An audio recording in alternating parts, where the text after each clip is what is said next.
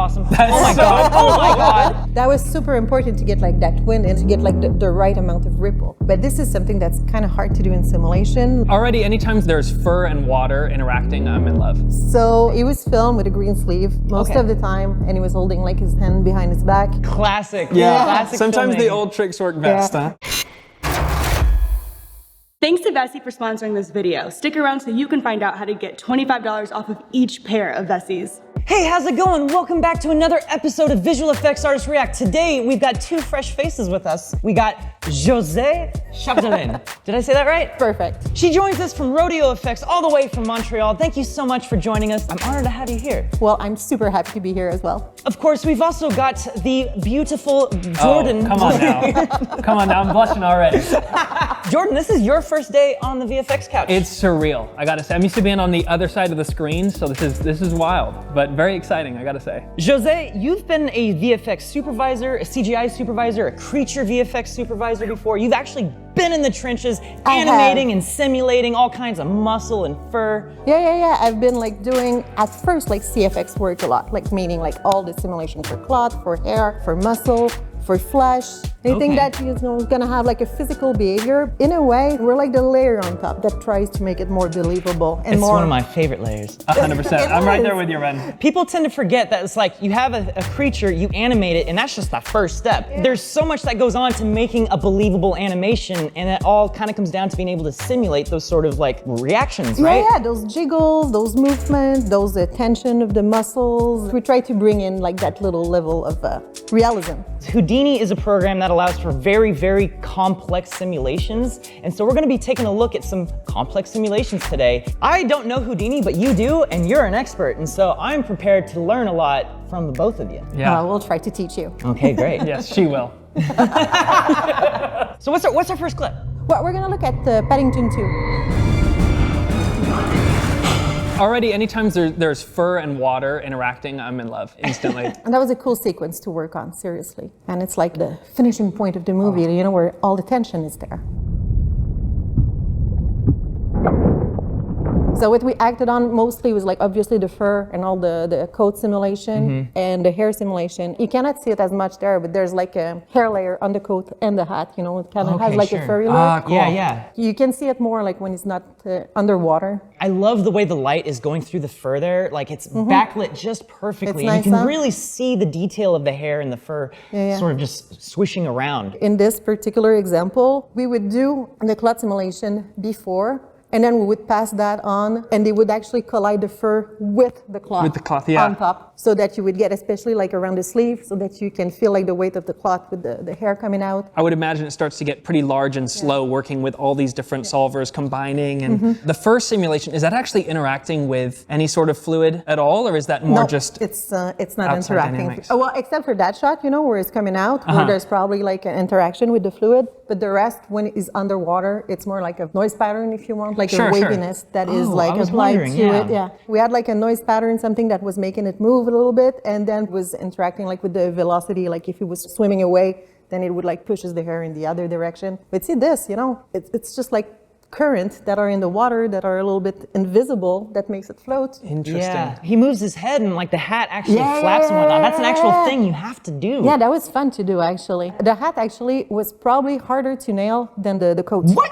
Yeah, because you know, how does that hat move into water? You know, probably that's maybe not like 100% realistic. It feels realistic enough that I don't notice it. Yeah. And that's the point, right? But that's it, you had to go like easy enough that you get just a little bit of movement. It was challenging, but it was fun. I really want to take a look at this shot from Zombieland 2. There's this whole monster truck sequence and a bunch of zombies, and instead of double tapping, it's double revving. I'm excited about this one.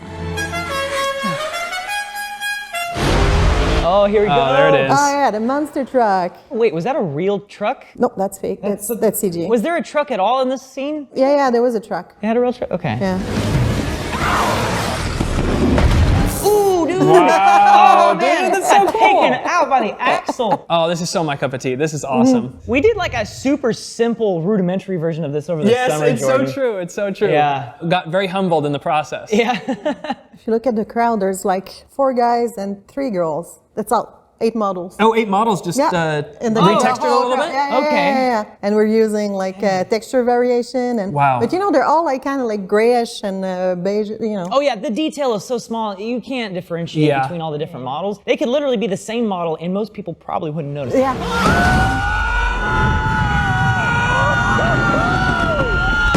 That was awesome. Oh my god. Oh my god.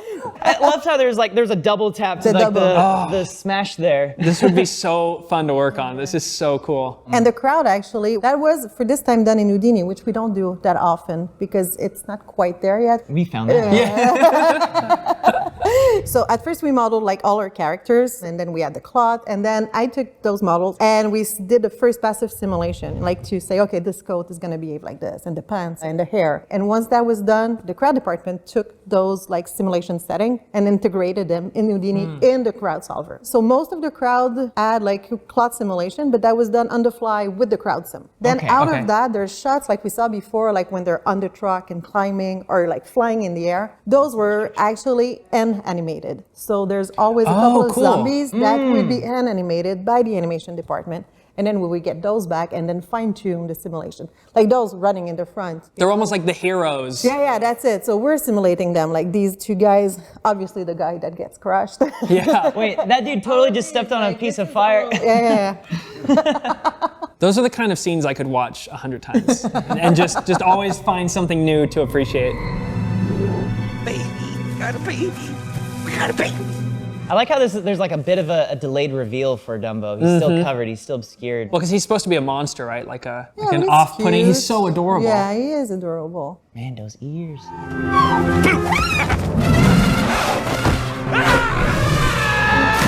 You know we didn't do the elephant, right? Okay. Sometimes it hurts looking at these clips because there's so many cool CFX and all I did is like the no-arm guy. So in the movie Dumbo here, we have Bullseye, but he's missing an arm. And obviously he's not missing an arm in real life, so this is an arm that you have to remove. When I watch the scene, the only thing I can notice is what would be behind his real arm there. It's all invisible effects, so you don't really notice it. And it's like the camera's moving, so you don't just have an easy clean plate, you have people moving behind him as well. Like, look at her dress. Yes. That has to be replaced if his arm is blocking it. Paint and compositing magic, huh? Respect.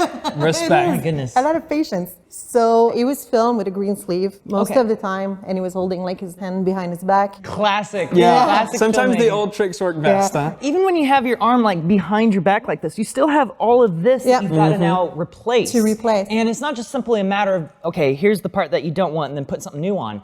There usually has to be some sort of like transition zone to really make it work. So how much of the shoulder and what I'm imagining also some of his chest and the side of his body is replaced. Absolutely. How much of that is replaced? Absolutely. In this one, I think maybe the bottom of the jacket to the right we were keeping, but the whole top like this would be like completely CG.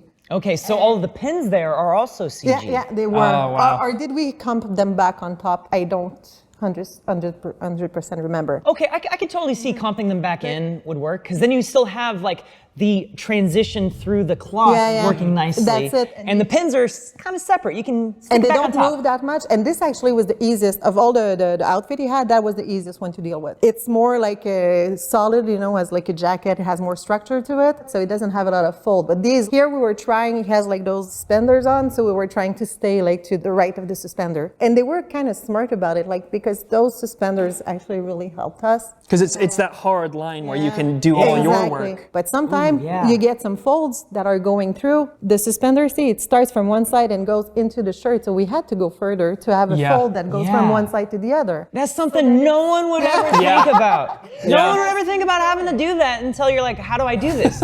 Oh, I got to do it. So it begins. Another movie that you worked on is the Aeronauts. These were the hot air balloon specialists. They were. And this whole movie is about their sort of adventures and the harrowing tales. So we have Jin from Rogue One, and of course, Stephen Hawking, he invented black holes. So of course, it's a perfect pairing on a hot air balloon. We need to lose weight. A lot of weight. The art direction here is fantastic. Oh man, The I'm detail seeing on the balloon, detail. yeah. You beat me to the word by 1.5 really seconds. cool. What's interesting is that it's not just like a hot air balloon. There's also a net around the hot air balloon. Ah, don't I know it? Oh boy, okay. Quick! Come on!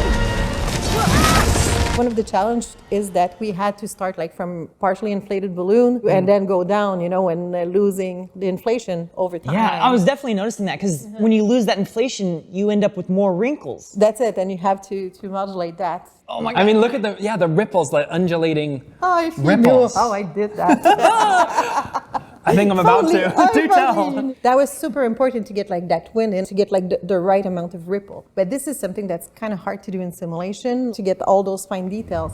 Most of the plate was like on the blue screen, and all the wires like coming out to the basket were real. And we were adding after the ring. So we would move the ring and then attach back to it. Again, having that hard point. Then animation would take that and give like some movement to the balloon. And then I had maps, if I believe, to simulate like air current. And then I had like a noise coming up. So it was not even simulated, those ripples. So displacement? Yeah, and I would just like stretch it out to get like those... Yeah, I'm looking at all those little ripples there that are catching the highlights nicely. See how circular they are? Because I would stretch them in just one direction. So, but then how are you getting that sort of like curvy wave going out like that? Well, then there's a layer of simulation as well. Oh, okay. Yeah, That's it. cool. So for the large scale, you would do a simulation, and for that granular detail, you would use displacement maps. So I think that helped us like to nail that look really fast. Awesome. To get like the right behavior.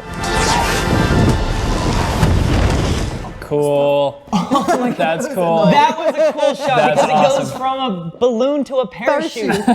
So for this one, it was harder in the sense that, you know, it was like a one-off from all the rest of the shots. So we had to think of a system how to do this. I asked for the modeling department to take the balloon and give me a final shape. And then I was able to blend shape between the two. Oh, blend shapes, cool. really? What a great solution. I blend shape between the two, and then I added simulation on top of my result. Gotcha. So a blend shape is basically you have a 3D model and you can deform it into one shape. And then as long as you have the same number of polygons and vertices, you can deform it into a different shape and just have that transfer between the two. That's it. You have your nice little slider. There's so many different forces and different things that you couldn't possibly think about when it comes to these simulations being actually real. So there is a lot of artistry involved where you're trying to get a certain aesthetic and a certain look, and sometimes doing that by hand is the best solution. You find a way to do it, and the blend shape and animating those by hand like this is the way to go. It looks fantastic. There are so many movies that have creature work in them, and I need to see more of them. Leave a comment down below with your suggestions. So in this movie, Mowgli, this is a Jungle Book story movie directed by Andy Serkis. The creature work itself is actually fantastic. And so you actually did one of these shots here with Shere Khan? Shere Khan, yeah. Shere Khan. Well, that's Benedict Cumberbatch. Oh, yeah. Yeah, he's supposed to look like him. I'm used to him looking like a dragon. Well, now he's a tiger. My man has range. That's cool. Dude, kid just got rocked. All that dust kick up Yeah, too. the FX guys did a good job on this. I hate it when that happens. And they do a good When you job get stuck in a tree and there's and Benedict Cumberbatch is trying to get you. Tiger Cumberbatch. Oh, that was a hero shot right there. That was the one. That was the one I was talking about. Oh, even that, like with the interaction with the tree too. Oh, now he's stuck in the tree, right? What was the shot where you're talking about like the paw hitting his face or something like that? Yeah, it was the money shot that was in slow motion. Oh. And he does this like this, and it's just that little hair on his chin. And actually, you can't barely Oh, so like, no, I saw his thumb kind of like nicked his cheek there. Yeah, and also the arm at the end and everything. And every time you would see my hair like just snap into position, and the collision wasn't working because we were using a volume for the collision. And you would use SDFs to do this, right? That's it, and it was the measurement of the SDF that was actually... That's it. That's SDF, it. So yeah, so an SDF is a sign distance field, and basically it's a volumetric representation of your geometry, and it measures what is inside, what is outside, and what is directly on the surface. So it's cool because if anything is inside, it knows positionally that is inside the mesh and it should not be, or inside the collision geometry and should not be. That's it. You want to feel like that interaction, that there's no intersection between two things that shouldn't intersect together. If you liked what you saw and you want to see more like it, subscribe. Just click that little button down below there. We love you for it. Dude, nailed it! First take, first try ever! Come on, baby. I think you're losing your spot on the couch. First take Jordan. I'm gonna have to do something about this. First thing, Jordan. That's good. Oh, what's up guys? I'm Jordan, and I'm just here doing my daily workout routine here at the studio. I'm here to talk to you about my personal favorite shoe and today's sponsor, Vessi. Vessies are the perfect everyday shoe for you. No matter what you're doing, no matter where you are, and no matter what the weather. You can wear them everywhere you go, and you'll look good. Vessies are 100% waterproof and snowproof, so they're great for winter. They're comfortable and stylish, and you can wear them all the time, whether you're hiking or in the gym or going out on a hot date in the snow. Vessies are made out of this crazy material called Dymatex. It's a dual knit climate material that keeps your feet cool in the summer and warm in the winter. It feels like it shouldn't even be waterproof, but it is. It's really important for me to have waterproof shoes because just like everyone else, I spill water on my shoes every day. And every time I'm doing a little crunch and my little toe hits the water bottle and it spills all over, it's fine because Vessies are waterproof. It's dry, my socks are dry. So while I'm working out and stuff, things can tend to get a little stinky down there, but with Vessies, it has antibacterial insoles, so it keeps things fresh. I can wear them to the studio and no one will even know that I worked out before. Honestly, sometimes I get Vessies and vegans confused because Vessies are vegan. They're sustainably made, and they're using considerably a lot less water than other shoes. No animals are harmed in the making. 0 animals are in my shoes. So if your shoes are getting messy, say yesy to Vessi and go to vessi.com/quartercrew so you can get $25 off of each pair of Vessies. That was so much fun. I'm a huge fan of simulating stuff like that, ways to interact, getting some of reality into a shot in a way that feels natural because it was simulated.